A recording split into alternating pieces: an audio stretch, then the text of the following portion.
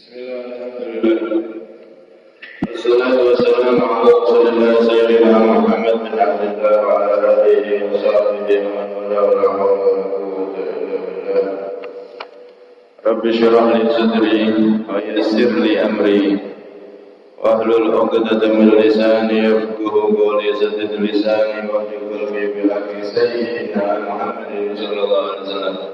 Dusturakum ya ahlal jalgi wa ya ahlal batin wa ya ahlal mawbati wa ya ahlal umur amma ba'd.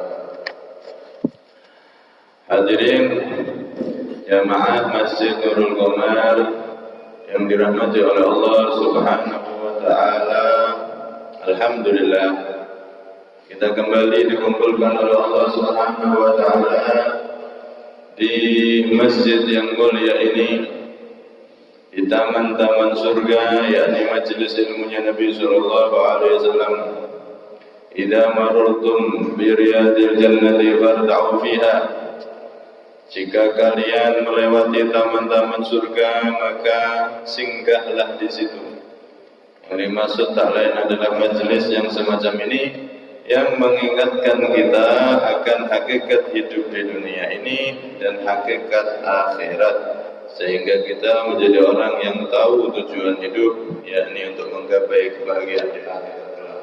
Semoga kita termasuk orang-orang yang mendapatkan kebahagiaan di dunia serta kebahagiaan kemuliaan yang tinggi kelak di akhirat, bisa berkumpul Nabi Muhammad SAW. Amin Allahumma amin. Hadirin yang dirahmati oleh Allah, kita berada di bagian terakhir dari hadis yang ke-24. Nabi SAW meneruskan hadis qudsinya. Allah Subhanahu wa taala berfirman di dalam hadis qudsinya, "Ya ibadi, innama hiya a'malukum uhsiha lakum, thumma uwaffikum iyyaha." Ya ibadi, wahai hamba-hambaku, innama hiya a'malukum, sesungguhnya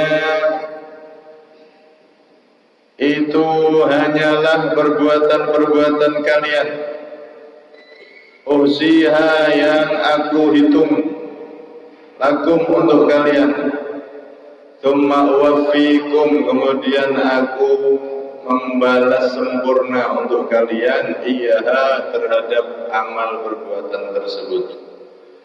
Faman wajada khairan, maka barang siapa mendapati kebaikan, amalnya adalah amal yang baik, falyahmadillah, maka hendaknya dia memuji Allah, berterima kasih kepada Allah. Waman wajada ghaira dzalik, dan barang siapa menemui amalnya selain kebaikan, yakni kejelekan, fala yalumanna illa nafsahu, maka janganlah dia mencela sungguh-sungguh kecuali kepada dirinya sendiri. Rawahu Muslim. Hadis yang panjang ini diriwayatkan oleh Imam Muslim.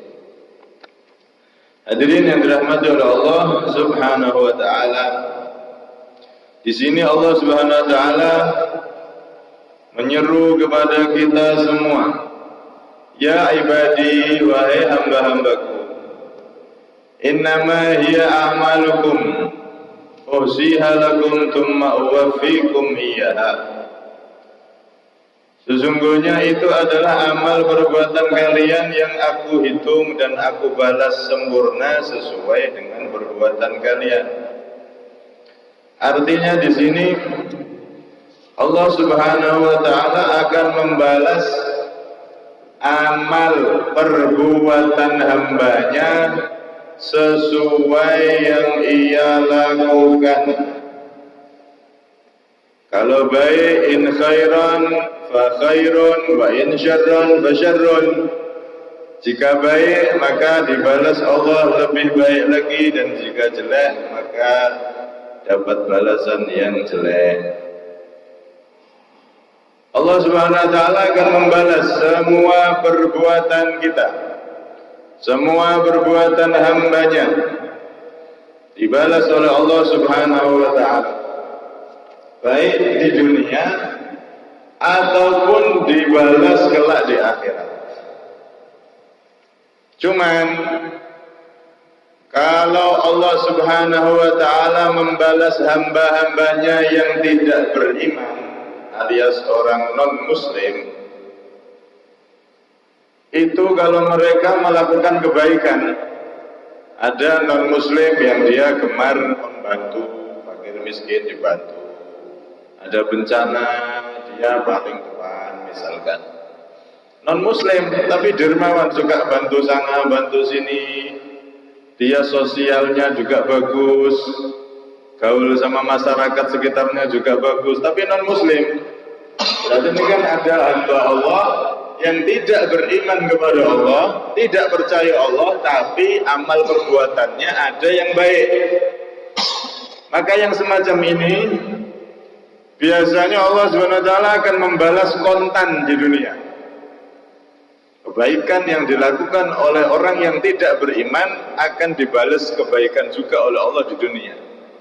Seperti usahanya tambah lancar, istrinya, keluarganya sehat-sehat, anaknya sesuai dengan yang diinginkan, jadi dokter, jadi tentara, jadi jenderal, jadi lancar semua. Amal kebaikan yang dilakukan oleh orang yang tidak beriman, tidak percaya kepada Allah di dunia ini tidak akan Allah sia-siakan. Akan dibalas oleh Allah juga, cuman balasnya di dunia dengan kelancaran urusan dan lain-lain tadi itu, naiknya karir dan seterusnya. Pasti dibalas.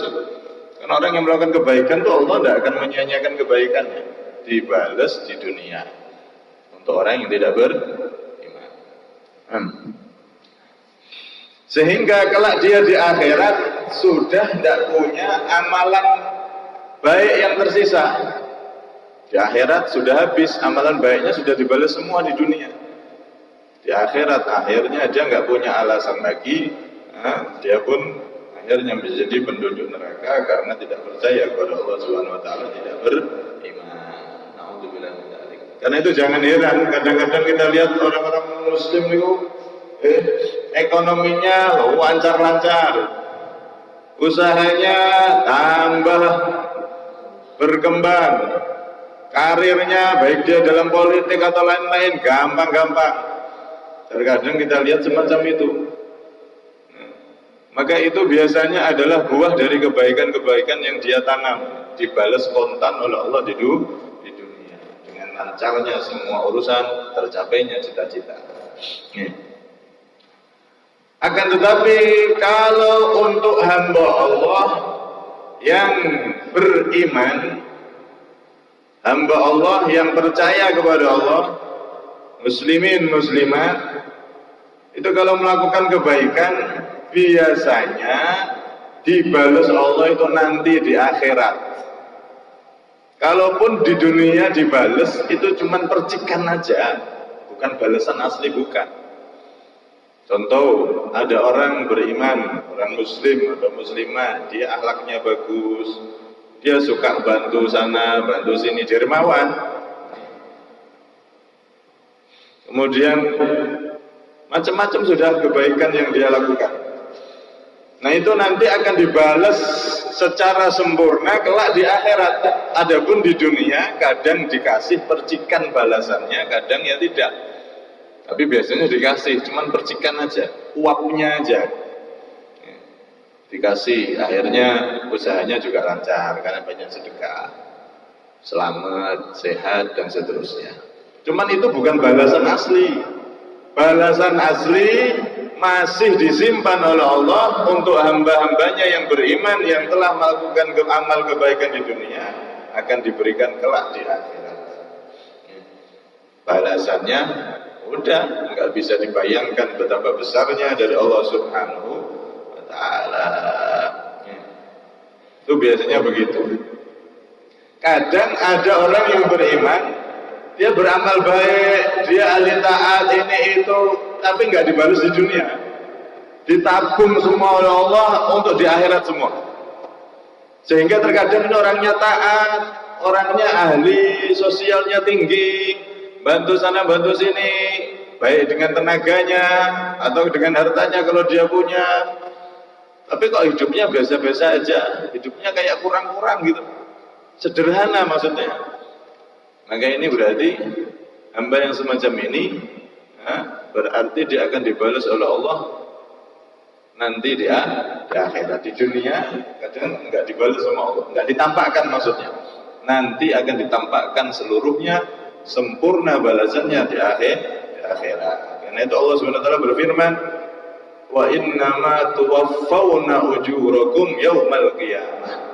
Dan sesungguhnya kalian akan dibalas sempurna ujurakum, pahala-pahala kalian kata Allah, yaumal qiyamah, nanti dari kiamat. Balasan sempurna, balasan yang benar-benar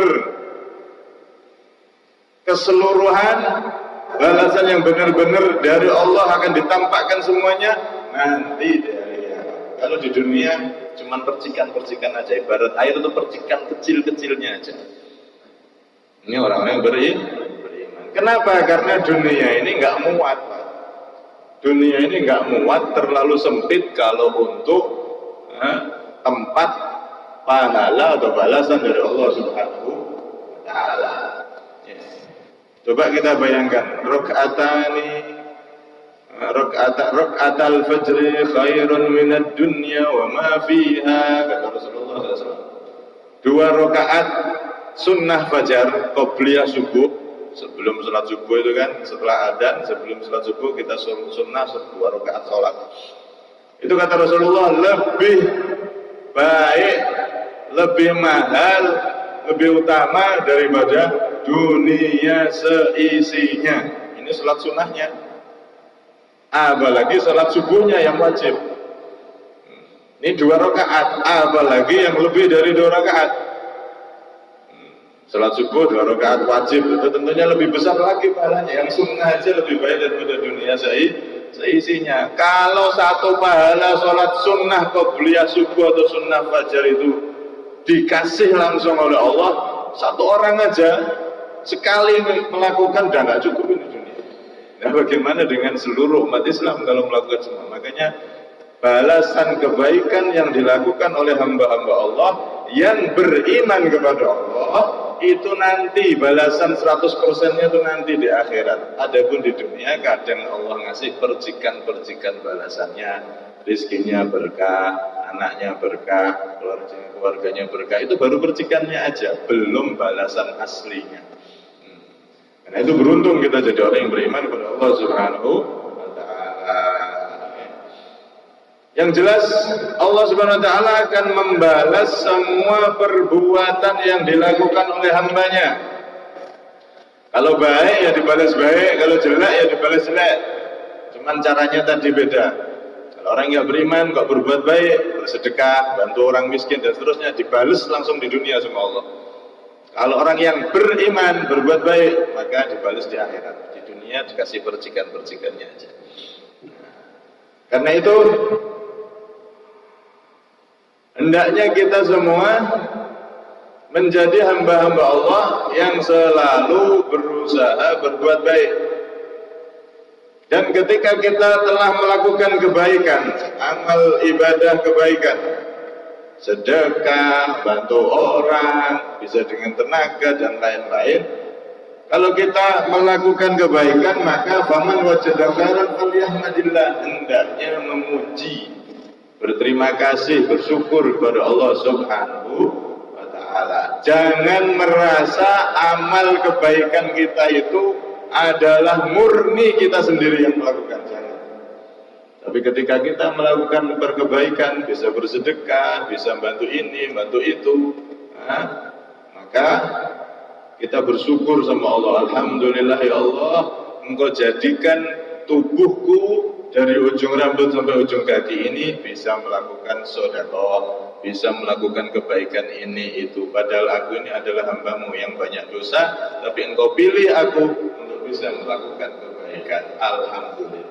Syukuri setiap kita selesai melakukan kebaikan, bersyukur alhamdulillah dipilih oleh Allah jadi hamba yang bisa melakukan kebaikan. Nah, ini penting ya. Sampai-sampai Imam Wahab bin Munabbih, beliau ini seorang peneliti kitab-kitab terdahulu. Beliau pernah mengatakan qara'tu fi ba'di kutubillahi ta'ala anna iblisa ma qala fa ibadatihi qattu alhamdulillah walau qalaha ma makarallahu ta'ala bih. Imam Wahab bin Munabbih berkata, aku telah membaca di sebagian kitab-kitab Allah yang dahulu. Allah itu kan menurunkan kitab banyak. Yang wajib dihafal ya Zabur, Injil, Taurat, dan paling utama Al-Quran. Cuman kalau semua kitab yang diturunkan oleh Allah kan banyak, ada 120 atau 100 berapa itu. Ditambah Suhuf Ibrahim, lampiran-lampiran kitab yang diterima Nabi Ibrahim dan Nabi Musa. Suhufi Ibrahim wa Musa, itu ada ayatnya. Banyak Allah menurunkan kitab-kitab. Tapi yang inti 4 dan inti dari semua inti adalah Al-Quran.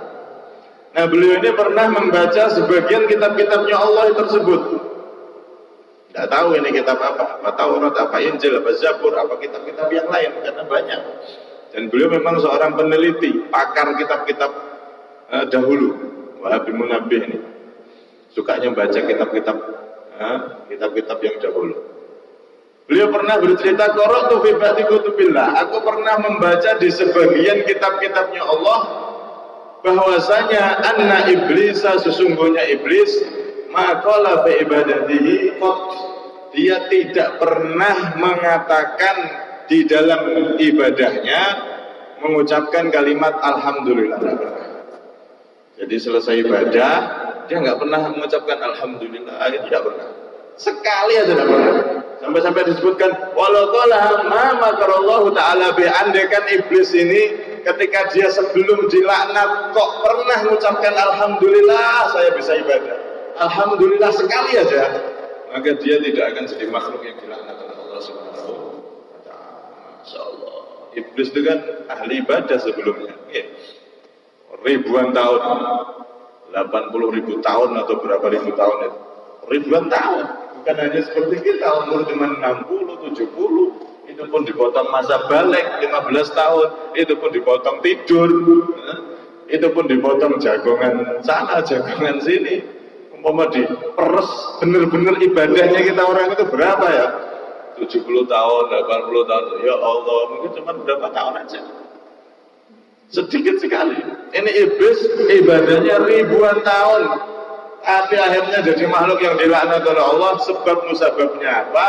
Karena dia sombong dan tidak pernah mengucapkan alhamdulillah saat telah melakukan ibadah. Merasa itu adalah ibadahnya dia, merasa itu adalah amalan dari dirinya sendiri, bukan dari Allah. Nah, ini kita kalau sudah dijadikan oleh Allah hamba yang bisa ibadah, jangan pernah merasa mulia melebihi orang lain dengan ibadah kita. Melakukan kemuliaan itu wajib, tapi kalau merasa mulia lebih dari yang lain itu tidak boleh. Jangan sampai kita tertipu dengan amal ibadah kita, karena setan itu akan terus mempengaruhi manusia. Kalau dia ahli ibadah, diteruskan biar dia ibadah kalau perlu sebanyak-banyaknya, tapi nanti dia akan tiupkan di hati manusia, di hati orang tersebut agar dia merasa orang soleh, dia merasa sudah paling banyak ibadah, dia merasa sudah bahkan kalau perlu merasa jadi walinya Allah Subhanahu wa ta'ala. Kalau sudah seperti itu, merasa punya banyak ibadah, merasa sudah jadi orang soleh, merasa sudah dekat sama Allah, disitulah dia jatuh. Dia tidak ada nilainya di sisi Allah Subhanahu wa ta'ala. Karena itu disebutkan di salah satu keterangan itu, jangan kita tertipu dengan tempat yang mulia. Kalau kita merasa lebih mulia dari yang lain, maka kita menghina. Nabi Adam berada di tempat paling mulia, surga. Surga itu tempat paling mulia kan? Tapi apa yang terjadi? Di tempat yang mulia seperti itu, beliau bisa turun ke dunia. Walaupun itu pembahasannya panjang. Beliau ketika memakan buah khuldi dalam keadaan lupa atau tidak sengaja, karena para nabi itu tidak melakukan dosa. Jangan juga tertipu dengan ilmu. Ilmu yang tinggi, sealim apapun, sehebat apapun, kalau perlu jadi orang alim nomor 1 sedunia. Jangan tertipu dengan ilmu, akhirnya merasa bahwa saya adalah orang yang paling hebat, paling soleh, paling dekat sama Allah, paling, saya paling. Ana khairun minhu. Ini penyakitnya iblis. Merasa lebih baik dari yang. Jangan tertipu dengan ilmu, karena Bal'am bin Ba'ura itu adalah orang yang ahli ilmu. Dulunya ketika Nabi jadi muridnya Nabi Musa adalah salah satu-satunya murid yang hafal kitab Taurat, di mana semua umat tidak ada yang bisa hafal. Tapi orang ini hafal sampai punya Ismullahil A'zam. Dia menguasai Ismullahil A'zam, yang mana dengan Ismullahil A'zam tersebut dia doa apa dikabulkan langsung sama Allah. Saking alimnya, menguasai segala ilmu, bahkan ilmu Ismullahil A'zam, ilmu mengetahui nama Allah yang paling agung. Nama Allah yang paling agung itu apa dan bagaimana cara menggunakannya. Itu sampai dia tahu. Kalau sudah ilmu itu tahu, dipakai mau minta apa aja dikasih sama Allah. Akhirnya apa yang terjadi? Dia jadi orang kafir. Padahal super alim ini. Hafal kitab Taurat, hafal ini, hafal itu sampai Ismullahil A'zam dia hafal, dia tahu. Akhirnya jadi orang yang hina. Tertipu dengan ilmunya, dia pun jadi orang yang hina.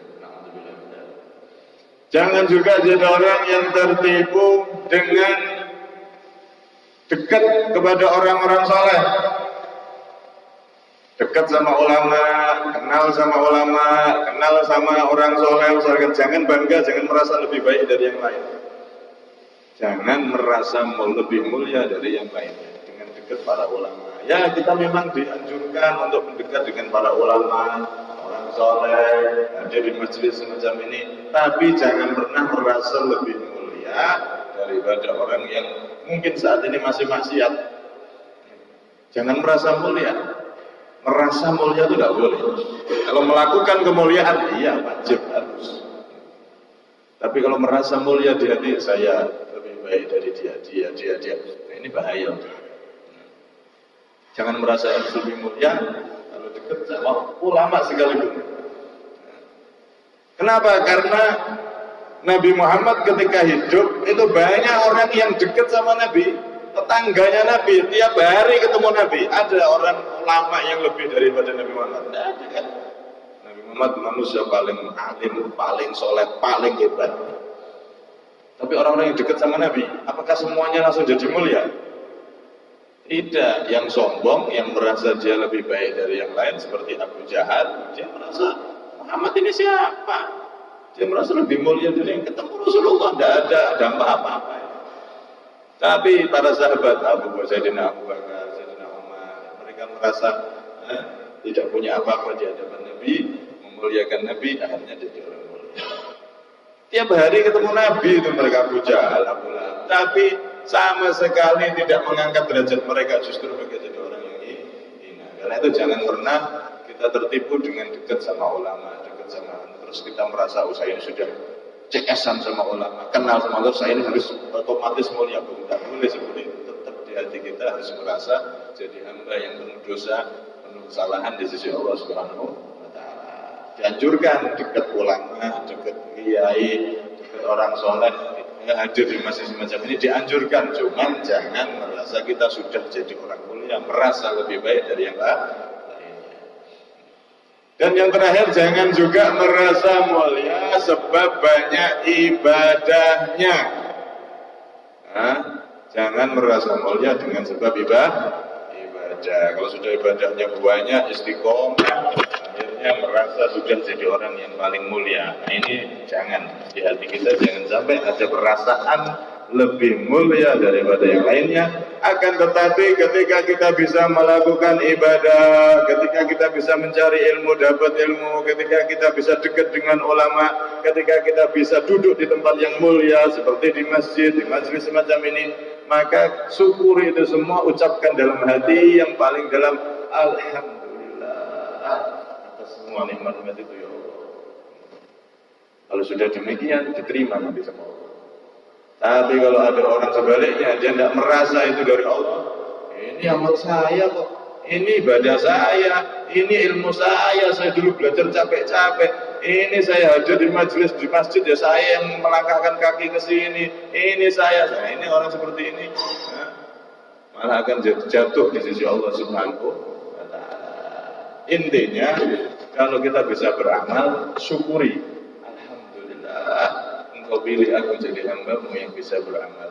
Alhamdulillah Engkau pilih aku jadi hamba-Mu yang bisa bersedekah. Alhamdulillah ya Allah Engkau pilih aku jadi hamba-Mu yang bisa berbuat kebaikan. Terus pandang semua kebaikan yang kita lakukan, pandang semua amal ibadah yang kita lakukan, itu adalah pemberian dari Allah Subhanahu wa Ta'ala. Bukan kita sendiri yang melakukan.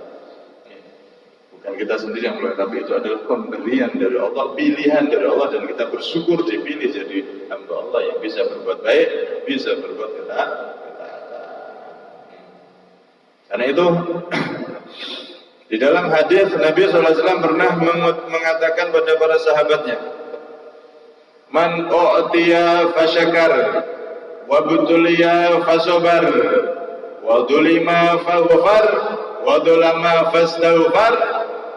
Barang siapa yang diberi oleh Allah bisa taat, bisa berbuat baik, diberi nikmat, syukur dia, alhamdulillah dapat nikmat, alhamdulillah bisa taat, alhamdulillah bisa berbuat baik. Wabtuliya fasobar, diberi cobaan oleh Allah, sabar, cobaan harta, cobaan ini, cobaan itu, dia bersabar. Kemudian wadulima faghfar, dia didolimi, disalahi, dia memaafkan, mengampuni. Wadulama, dan dia jika bersalah fastaghfar, dia minta ampun sama Allah. Orang yang diberi kebaikan oleh Allah syukur, diberi cobaan sabar, disalahi memaafkan, dan jika bersalah minta maaf, minta ampun sama Allah. Kemudian Rasul terdiam. Maka para sahabat penasaran, "Mada ya Rasulullah? Apa itu orang seperti itu? Gimana wahai Nabi?" Maka dijawab oleh Rasulullah, "Ulaika lahumul amnu wa hum muhtadun." Mereka lah orang-orang yang akan mendapatkan keamanan, ketentraman, kebahagiaan, dan mereka lah orang-orang yang berada di petunjuknya Allah, hidayah dari Allah Subhanahu wa Ta'ala. Jadi semua kebaikan yang kita lakukan, kalau kita semakin bersyukur sama Allah atas kebaikan-kebaikan tersebut dan tidak merasa itu kita yang melakukan, maka disitulah kita berada di naungan hidayahnya Allah Subhanahu wa Ta'ala, dan kita tanda menjadi hamba yang diterima oleh Allah Subhanahu wa Ta'ala dan akan mendapatkan keamanan, keselamatan dunia sampai akhirat sebagaimana yang disabdakan Nabi Muhammad SAW. Dan ini juga adalah ayat Al-Quran. Sebaliknya, waman wajada ghayra dzalik, barang siapa menemukan selain itu alias dia berbuat jelek, maka jangan mencela siapapun, sungguh jangan mencela siapapun kecuali dirinya sendiri.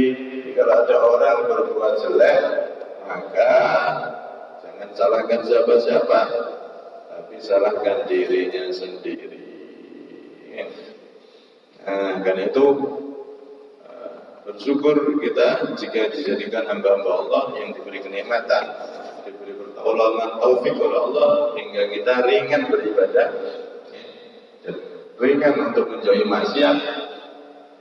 Akan tetapi kuncinya tadi itu jangan sampai kita merasa lebih mulia daripada siapapun.